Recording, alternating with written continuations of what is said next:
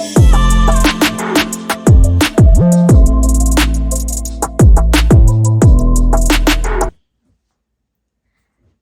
y'all, Carly here from Skylarks Designs.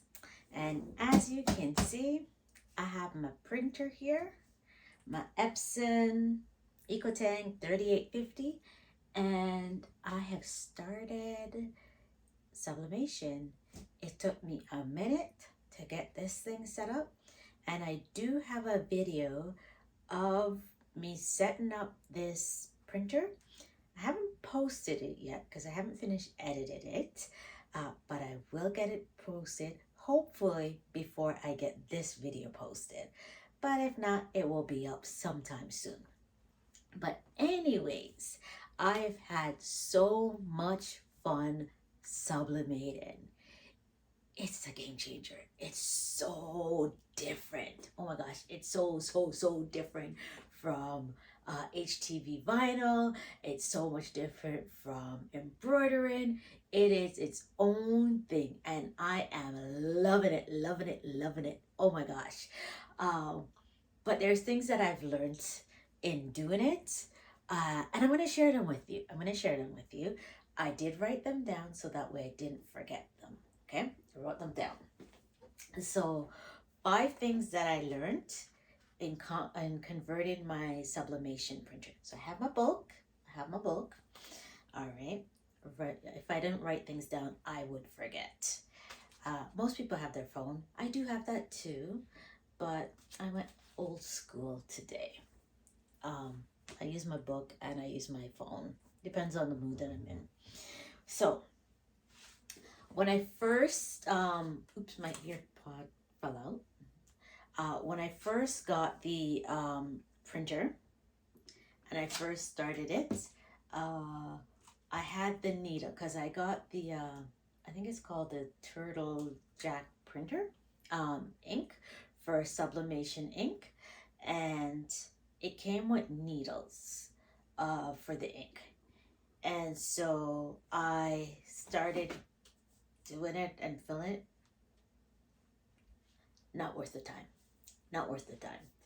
So what I did was I'd watched a video online, and the suggestion was to pour out the bottles of ink from the Epson printer into another jar and store those and rinse out those Epson bottles. And yeah, that's what I did. So let me, 1 second. I'll show you exactly what it is. All right. Printer's jack, not turtle jack. I don't know where I get turtle jack from. So this is the printer jack bottle. And this is the Epson's bottle. Okay. So you'll notice if I can get it. So the bottle top is like this, but the Epson bottle is like that. So you need this. So what I did was I rinsed this out with just water, no soap or anything, and leave it to air dry, completely air dry. It took about 24 hours to air dry. And then I poured this into this and used this to fill the printer. It was very easy, very simple, very simple process. It made everything so much easier than trying to use that needle. That would have taken me all day, and ain't nobody got time for that. So I simply now save these bottles. But then when I went online, I found Printers Jack sell these bottles on Amazon. I was like, you mean I could have bought these bottles to begin with? So Amazon sells these bottles now in Printers Jack. So you might save yourself the hassle and just buy these bottles to begin with if you have an Epson EcoTank. That's one thing that I learned. All right. The second thing that I learned was online when I was doing my research. There was someone that was saying, don't fill your tank all the way up. because the machine might not work and you might have to do send it back and whatnot. And I thought, hey, that was a great idea. Wrong idea. You need to fill the entire tank up. Reason being is the ink needs to coat the entire inside of the machine or it won't work. You're going to ruin your machine over $40. That's how much the ink costs. So you can either spend $40 if waste $40 if the machine doesn't work and they have to send the machine back, or you can waste $400 and ruin your machine. Take your pick, $40 or $400. I don't know about you. I'd waste the $40. I'm just saying. So fill your entire tank when you're starting your machine for the first time. Do not just put a little bit of ink in the machine because it will not work. It is just an exercise in frustration. Okay? Number 3. Ensure that you know your internet settings from beforehand. You will need to know your Wi-Fi password to connect your printer settings unless you're using your Ethernet cable. And ain't nobody want to be connecting their cord to their printer every time they are doing that unless you have a desktop computer. Okay? I have been using my phone to do my printing and it is fabulous. It works like a charm. Okay, I've been doing the printing from Canva directly. Beautiful. It works perfectly.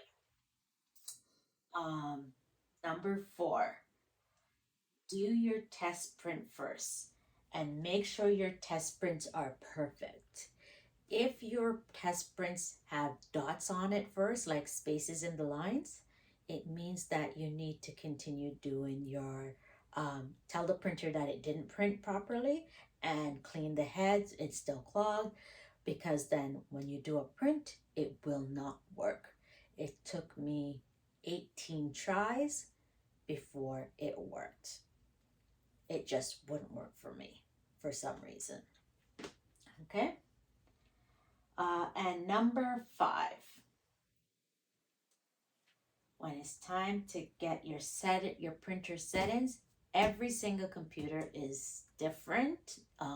Whether you use a Mac or PC, I can't really tell you how to do it. So make sure you play around with your settings.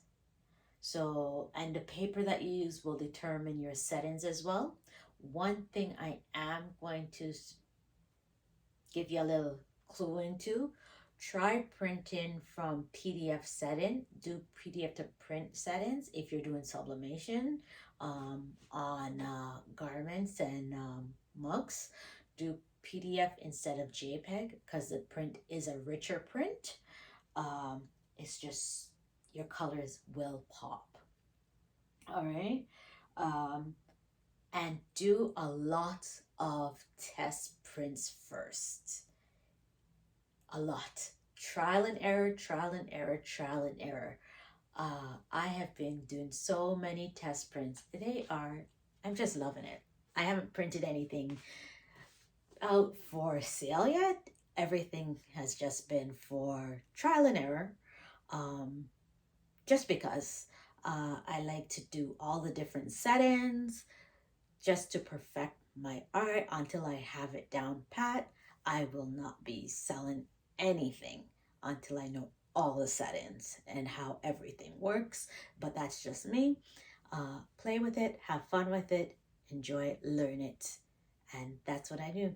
If you have, one thing that I am going to say is, my next thing is different papers. I'm learning in sublimation. There are different papers because I've tried all the different settings on my printer. Next, I'm going to be trying the different papers and seeing what works and what doesn't work. So That's going to be the next video that I do. So look out for that. All right. Drop a line on how your sublimation projects are coming along. Take care.